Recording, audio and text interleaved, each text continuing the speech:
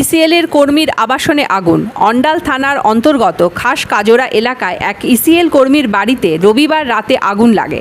ভস্মীভূত হয়ে যায় দুটি স্কুটি, ওয়াশিং মেশিন সহ বাড়ির অন্যান্য আসবাবপত্র। ওই আবাসনে ইসিএল কর্মী রঞ্জু দেবী তার দুই মেয়েকে নিয়ে থাকেন। রঞ্জু দেবীর অভিযোগ, কে বা কারা আগুন লাগিয়ে দেয়। আরও ভয়াবহ কিছু ঘটতে পারত ভেবে আতঙ্কিত তারা।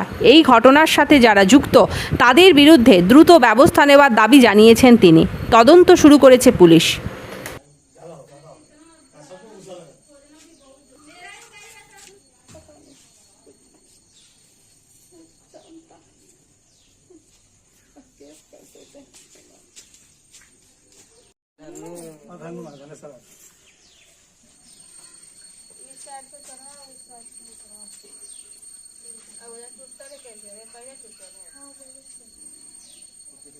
सही